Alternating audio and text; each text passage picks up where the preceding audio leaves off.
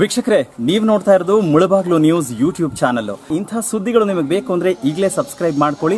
ಜೊತೆಗೆ ಯಾವ ನ್ಯೂಸ್ಗಳನ್ನು ಕೂಡ ಮಿಸ್ ಮಾಡ್ಕೋಬೇಡಿ ಅಂತ ಹೇಳ್ತಾ ಇದ್ದೀನಿ. ಇದು ಮುಳಬಾಗ್ಲು ನ್ಯೂಸ್ ಯೂಟ್ಯೂಬ್ ಚಾನಲ್.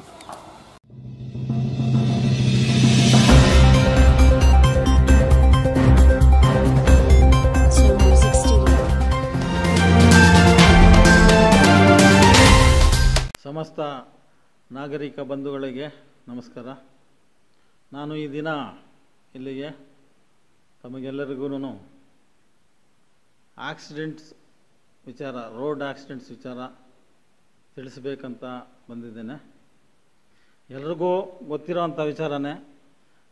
ಮುಖ್ಯವಾಗಿ ಮೊದಲನೇದಾಗಿ ಒಂದು ಟೂ ವೀಲರ್ ಇರಲಿ, ಕಾರ್ ಇರಲಿ, ವೆಹಿಕಲ್ಸ್ ಯಾವುದಾದ್ರೂ ಇರಲಿ, ಅದಕ್ಕೆ RC, ಇನ್ಶೂರೆನ್ಸ್ ಮತ್ತು ಚಾಲಕನ ಡ್ರೈವಿಂಗ್ ಲೈಸೆನ್ಸ್ ಅತಿ ಮುಖ್ಯ. ಆ ಮೂರು ಇಲ್ಲದೆ ಇದ್ದಾಗ ಯಾವುದೇ ಕಾರಣದಿಂದಲೂ ಅವರು ರೋಡಲ್ಲಿ ತಮ್ಮ ವಾಹನಗಳನ್ನು ಚಲಿಸುವಂಗಿಲ್ಲ. ಈಗಿನ ಕಾನೂನಿನ ಪ್ರಕಾರ ನಿಮ್ಮಲ್ಲಿ ಇನ್ಶೂರೆನ್ಸ್ ಇಲ್ಲದೆ ಇದ್ದರೆ ಅದು ರಿಲೀಸ್ ಆಗೋದೇ ಇಲ್ಲ. ಕೋರ್ಟ್ಗೋದ್ರೂ ಸಹ ಘನ ನ್ಯಾಯಾಲಯಕ್ಕೂ ಆ ಒಂದು ವೆಹಿಕಲ್ ಇನ್ಶೂರೆನ್ಸ್ ಇಲ್ಲದೆ ಇದ್ದರೆ ಬಿಡುಗಡೆ ಮಾಡುವಂಥ ಆಪ್ಷನ್ ಇಲ್ಲ. ಆದ ಕಾರಣ ನಿಮಗೆ ಒಳ್ಳೆಯದು, ಇನ್ಶೂರೆನ್ಸ್ ಇದ್ದರೆ, ಡ್ರೈವಿಂಗ್ ಲೈಸೆನ್ಸ್ ಇದ್ದರೆ, ನೀವು ಯಾವುದೋ ಒಂದು ಅಪಘಾತ ಮಾಡಿದ್ರೆ ಆ ಒಂದು ರಿಸ್ಕು ಇನ್ಶೂರೆನ್ಸ್ ಅವರು ತಗೊಳ್ತಾರೆ. ಅದು ಇನ್ಶೂರೆನ್ಸ್ ಇಲ್ಲದೆ ಇದ್ದಾಗ ನೀವು ನಿಮ್ಮ ಕೈಯಿಂದ ಅಷ್ಟೊಂದು ಮೊತ್ತ ಕಟ್ಟಬೇಕಾಗುತ್ತೆ. ಉದಾಹರಣೆಗೆ ಒಂದು ಮೇಜರ್ ಗ್ರೀವಿಯಸ್ ಇಂಜರಿ ಆದಾಗ ಒಂದು 50,000ದಿಂದ ಉದಾಹರಣೆಗೆ 5 ಲಕ್ಷದವರೆಗೂ ಆಗ್ಬೋದು. ಅಥವಾ ಮೃತಪಟ್ಟರೆ ಕನಿಷ್ಠ ಅಂದರೆ 10 ಲಕ್ಷದವರೆಗೂ, 10 ಲಕ್ಷಕ್ಕಿಂತ ಮೀರಿನೂ ಆಗ್ಬೋದು. ಆವಾಗ ಇನ್ಶೂರೆನ್ಸ್ ಇಲ್ಲ ಅಂತಂದರೆ ಅಷ್ಟು ಮೊತ್ತಕ್ಕೆ ನೀವೇ ಕಾರಣಕರ್ತರಾಗ್ತೀರಾ, ನೀವೇ ಕಟ್ಕೊಡ್ಬೇಕು. ಅದಾದ ಮೇಲೆ ಆಕ್ಸಿಡೆಂಟ್ ಅಂತಂದರೆ ಸಾಮಾನ್ಯವಾಗಿ 3 ತರಹ ಆಕ್ಸಿಡೆಂಟ್ಸ್ ಅಂತ ಹೇಳ್ಬೋದು. ಆಕ್ಸಿಡೆಂಟ್ಸ್ ಆರ್ ಆಕ್ಸಿಡೆಂಟಲ್ ಓನ್ಲಿ, ಆಕಸ್ಮಿಕವಾಗಿ ಆಗುವಂಥದ್ದು ಆಕ್ಸಿಡೆಂಟು. ಅದೇ ರೀತಿ next rash and negligent manner, ಅತಿವೇಗ ಮತ್ತು ಅಜಾಗರೂಕತೆಯಿಂದ ಆಗುವಂಥದ್ದು. ಮೂರನೇದು ಮೆಕ್ಯಾನಿಕಲ್ ಡಿಫೆಕ್ಟು. ಅದರಲ್ಲಿನೂ ಮೆಕ್ಯಾನಿಕಲ್ ಡಿಫೆಕ್ಟ್ ಅಂದರೆ ನೀವು ತಮ್ಮ ವಾಹನವನ್ನು ಎತ್ತುವಾಗ ಚೆಕ್ ಮಾಡ್ಕೋಬೇಕು, ಬ್ರೇಕ್ ಇದೆಯಾ ಇಲ್ವಾ, ಇನ್ನೇನಾದರೂ ಹೆಚ್ಚು ಕಡಿಮೆ ಇದೆಯಾ ಅಂತ. ಅದು ಎತ್ತಿದಾಗಲೇ ಆ ಥರ ಇದ್ದು ಅದು ಮುಂದುಗಡೆ ಹೋಗಿ ಆಕ್ಸಿಡೆಂಟ್ ಆದರೆ ಅದು ಮೆಕ್ಯಾನಿಕಲ್ ಡಿಫೆಕ್ಟ್ ಕಡೆ ಬರೋದಿಲ್ಲ. ಅಂದರೆ ಮೆಕ್ಯಾನಿಕಲ್ ಸಡನ್ ಡಿಫೆಕ್ಟ್ ಆಗಬೇಕು, ಸಡನ್ನಾಗಿ ಬ್ರೇಕ್ ಫೈಲ್ ಆಗಬೇಕು. ಅಥವಾ ಇನ್ನೊಂದು ಯಾವುದಾದ್ರೂ ಕಟ್ಟಾಗೋದು, ಮೇನ್ ರೋಡ್ ಕಟ್ಟಾಗೋದು, ಆ ಥರ ಆದರೆ ಅದು ಸಡನ್ ಮೆಕ್ಯಾನಿಕಲ್ ಡಿಫೆಕ್ಟ್ ಅಂತ ಹೇಳ್ಬಿಟ್ಟು ಅದನ್ನು ಕೇಸು ಸ್ವಲ್ಪ ಪೂರ್ ಮಾಡ್ತೀವಿ. ಅದು ಚಾರ್ಜ್ ಶೀಟ್ ಆಗಲ್ಲ, ಆದ್ರೂ ಅದ್ರ ಮೇಲೆ ಕಾನೂನು ಕ್ರಮ FIR ಹಾಕೋದು ಎಲ್ಲ ಇರುತ್ತೆ, ಕೇಸ್ ಆಗುತ್ತೆ, ಎಲ್ಲ ಆಗುತ್ತೆ. ಚಾರ್ಜ್ ಶೀಟ್ ಟೈಮಲ್ಲಿ ಮಾತ್ರ ಅದನ್ನೆಲ್ಲ ಕನ್ಫರ್ಮ್ ಮಾಡಿಕೊಂಡು ನಾವು ಬ್ರೇಕ್ ಇನ್ಸ್ಪೆಕ್ಟರ್ ಹತ್ರ ಎಲ್ಲ RTO ಹತ್ರ ಎಲ್ಲ ಸರ್ಟಿಫಿಕೇಟ್ಸು ಆ ಥರ ಅವ್ರು ಕೊಟ್ಟರೆ, ಆ ಥರ ಆಗಿದ್ದರೆ ಅದನ್ನು ಬಿ ರಿಪೋರ್ಟ್ ಅಂತ ಟ್ರೀಟ್ ಮಾಡ್ತೀವಿ. ಅವ್ರು ಕೊಡಲಿಲ್ಲ ಅಂತಂದರೆ ಚಾರ್ಜ್ ಶೀಟೇ ಮಾಡ್ತೀವಿ ಅದನ್ನು ಕೂಡ. ಅದಾದ ಮೇಲೆ ಇನ್ನು ಆಕ್ಸಿಡೆಂಟ್ಸು ಯಾವ ಥರ ಆಗುತ್ತೆ ಅಂತ ಹೇಳೋಕ್ಕಾಗ್ತಾಯಿಲ್ಲ ಈಗಿನ ವೇಗ ಮತ್ತು ಇರುವಂಥ ವ್ಯವಸ್ಥೆಯಲ್ಲಿ. ನೋಡಿ, ಈಗ ತಾತಿಗಲ್ ಕಪ್ಪಲ್ಮಡುಗು ಬಿಟ್ಟರೆ ನಂಗ್ಲಿ ಬಾರ್ಡ್ರ್ವರ್ಗು ಹಳ್ಳಿ ಸೈಡ್ ಬರುವಂಥ ಹಳ್ಳಿಗಳು, ರೋಡ್ ಸೈಡ್ ಬರುವಂಥ ಹಳ್ಳಿಗಳು ಜಾಸ್ತಿ. ಅದರಲ್ಲಿ ಅವ್ರಿಗೇನಾದರೂ ತೊಂದರೆ ಆಗಿದರೆ ಅಥವಾ ಮೃತಪಟ್ಟಿದ್ರೆ ವರ್ಷಕ್ಕೆ ಒಂದಿಷ್ಟೋ ಅಂತ ಮೃತಪಟ್ಟಿದ್ರೆ ಒಂದು ಹಳ್ಳಿಯಲ್ಲಿ ರೋಡ್ ಸೈಡ್ ಇರೋವಂಥವು, ಅದರಲ್ಲಿ ಹೆಚ್ಚಿಗೆ ಆಕ್ಸಿಡೆಂಟ್ ಅಂತಲೇ ಕಾಣಿಸುತ್ತೆ, ಆಕ್ಸಿಡೆಂಟ್ಸೇ ಆಗಿರುತ್ತೆ. ಅದರಿಂದ ಪ್ರತಿದಿನ ನೋಡ್ತಾ ಇರ್ತಾರೆ ಹೈವೇನಲ್ಲಿ ಯಾವ ಥರ ಇದೆ ಮೂಮೆಂಟು, ನೆನ್ನೆ ಅವನು ಹೆಂಗೆ ಆಕ್ಸಿಡೆಂಟ್ ಆದ ಅದೆಲ್ಲನೂ. ಉದಾಹರಣೆಗೆ ಒಂದು ಕಾಡಲ್ಲಿ 2 ಗುಬ್ಬಚ್ಚಿ ಇರುತ್ತೆ, ಒಟ್ಟೊಟ್ಟಿಗೆ ಇರ್ತವೆ. ಅದು ಒಂದು ದಿವಸ ಏನಾಯಿತು, ಒಂದು ಮರದ ಮೇಲೆ ಒಂದು ಗುಬ್ಬಚ್ಚಿ ಇದ್ದರೆ ಬೇಟೆಗಾರ ಬಂದು ಡೈರೆಕ್ಟಾಗಿ ಅದನ್ನು ಕ್ಯಾಚ್ ಮಾಡ್ತಾನೆ, ಫೈರ್ ಮಾಡ್ತಾನೆ ಅವನ ಬಂದೂಕಿಂದ, ಅಥವಾ ಬಲೆ ಹಾಕ್ತಾನೆ ಅಂದ್ಕೊಳ್ಳಿ. ಹಾಕಿದಾಗ ಅದು ಸಿಕ್ಕೋಯ್ತು ಬೇಟೆಗಾರನಿಗೆ. ಇನ್ನೊಂದು ಪಕ್ಷಿ ಅದರ ಜೊತೆಲೇ ಇದ್ದಿದ್ದು ಅದೇ ಏರಿಯಾದಲ್ಲಿ ಸ್ವಲ್ಪ ದೂರದಲ್ಲಿದ್ದು ಈಗ ಹೇಳುತ್ತದು, ನೋಡಿ ನಾನು ಹೇಳ್ತಾ ಇದ್ದೆ ಆ ಕಡೆ ಬೇಟೆಗಾರ ಬರ್ತಾನೆ, ನೀನು ಹೋಗಬೇಡ ಅಂತ. ಆದರೂ ಅದು ಹೋಯ್ತು, ಸತ್ತೋಯ್ತು ಅಂತ ನೋವು ಪಡುತ್ತೆ, ಹೊರಟೋಗುತ್ತೆ. ಮತ್ತು ಮಾರನೇ ದಿವಸ ಬಂದು ಅಲ್ಲೇ ಕೂತ್ಕೊಂಡಿರುತ್ತೆ, ಅದನ್ನು ಸಾಯಿಸಾಕ್ತಾನೆ ಆ ಬೇಟೆಗಾರ. ಅದೇ ಏರಿಯಾ. ಇದಕ್ಕೂ ಗೊತ್ತಿತ್ತು ಆ ಏರಿಯಾದಲ್ಲಿ ಓಡಾಡ್ತಾರೆ ಅಂತ. ಅದು ಏನು ಮಾಡಬೇಕಾಗಿತ್ತು, ಅದನ್ನು ಬಿಟ್ಟು ದೂರ ಹೋಗಬೇಕಾಗಿತ್ತು. ಈ ಥರ ಆಗ್ತಾಯಿದೆ ಆಕ್ಸಿಡೆಂಟ್ಸನ್ನು ರೋಡ್ ಪಕ್ಕದಲ್ಲಿ ನೋಡ್ತಾ ಇರ್ತೀವಿ. ಆಮೇಲೆ ಕೆಲವು ದಿವಸಕ್ಕೆ ನಾವೇ ಅಲ್ಲೇ ಸಿಗಾಕೊತೀವಿ. ಉದಾಹರಣೆಗೆ ತಾತಿಗಲ್ ಹತ್ರ ಒಂದು ಕರ್ವಿದೆ, ನ್ಯಾಷನಲ್ ಹೈವೇ 75.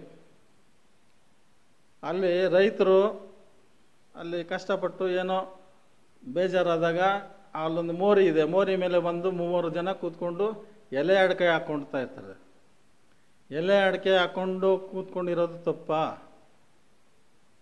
ನೋಡಿ, ಅಲ್ಲಿ ಕರ್ಬೋದು ಯಾವುದೋ ಒಂದು ಕಾರವನು ಬಂದು ಅವ್ರ ಕಾಲುಗಳಿಗೆ ಆಕ್ಸಿಡೆಂಟ್ ಮಾಡ್ದ, ಇಬ್ಬರಿಗೆ ಕಾಲು ಹೊರಟೋಯ್ತು. ನೋಡಿ ಅವ್ರು ಮಾಡಿದ ಪಾಪ ಆದರೂ ಏನಿದೆ.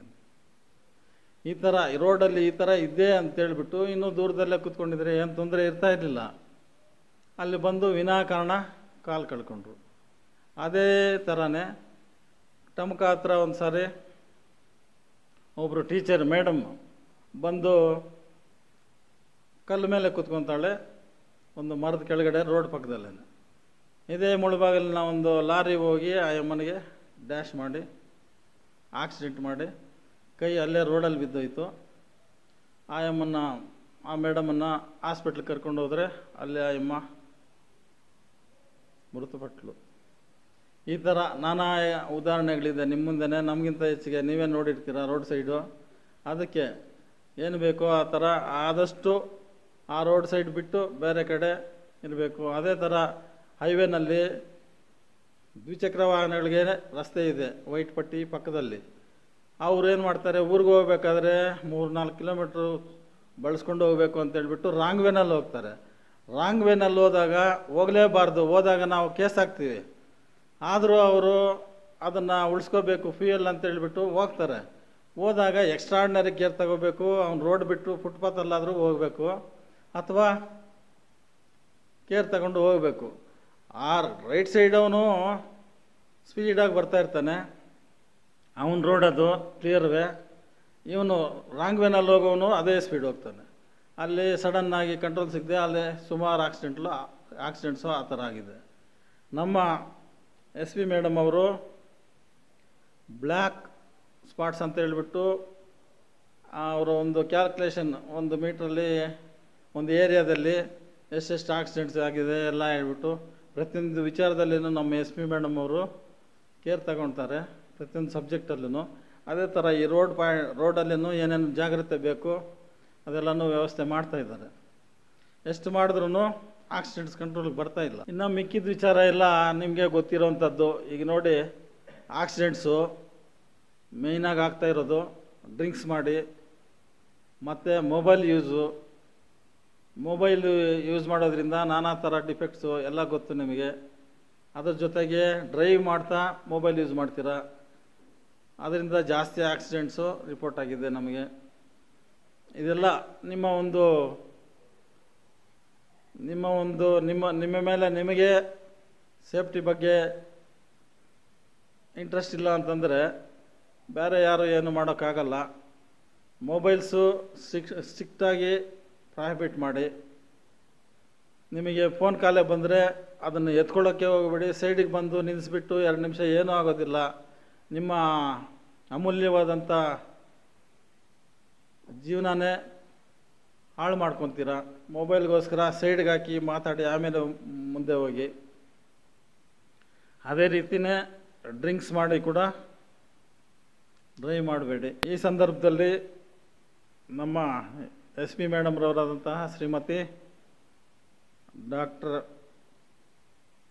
ರೋಹಿಣಿ ಕಟೋಚ್ ಸೆಪಟ್ ಮೇಡಮ್ನವರು ಈ ಒಂದು ವಿಚಾರದಲ್ಲಿ, ಅನೇಕ ವಿಚಾರದಲ್ಲಿ, ಯಾವುದೇ ಸಬ್ಜೆಕ್ಟ್ ಇರಲಿ ಪ್ರತಿಯೊಂದೂ ಇಂಟ್ರೆಸ್ಟಾಗಿ ನೋಡ್ತಾರೆ. ಅವರ ಒಂದು ವ್ಯವಸ್ಥೆಯಲ್ಲಿ ನಾವು ಆಕ್ಸಿಡೆಂಟ್ಸ್ ಎಲ್ಲ, ಬೇರೆ ಕ್ರೈಮ್ಸು, ಕಳ್ತನ ಇರಲಿ, ಇನ್ನೊಂದು ಎಲ್ಲ ಕಡಿಮೆ ಮಾಡೋದಕ್ಕೆ ನಾವು ಕಳ್ತನ ಆಗದಿರ ಏನು ಬೇಕೋ ಎಲ್ಲ ವ್ಯವಸ್ಥೆಯಿಂದ ಹೋಗ್ತಾ ಇರ್ತೇವೆ. ಆದರೂ ತಪ್ಪಿಸ್ತಾರೆ. ತಾವೂ ಈ ಒಂದು ವಿಚಾರದಲ್ಲಿ ನಾಗರಿಕ ಬಂಧುಗಳು ಸಹಕರಿಸಬೇಕು. ಇದೆಲ್ಲ ನೋಡ್ತಾ ಇರ್ತಾರೆ. ನಿಮ್ಮ ಮನೆ ಪಕ್ಕದಲ್ಲೇ ಆಗಿದ್ದರೆ ಕಳ್ತನ ಯಾವ ಥರ ಆಗಿದೆ ಅಂತ ಹೇಳ್ಬಿಟ್ಟು ನೀವು ಒಂದು ಮನವರಿಕೆ ಮಾಡಿಕೊಂಡು ನಿಮ್ಮ ಜಾಗ್ರತೆ ನೀವು ತಗೊಳ್ಬೇಕು. ಅದರ ಮೇಲೆ ನಾವು ಓಡಾಡ್ತಾ ಇರ್ತೀವಿ ನೈಟ್ನಲ್ಲಿ ಹೆಚ್ಚಿಗೆ.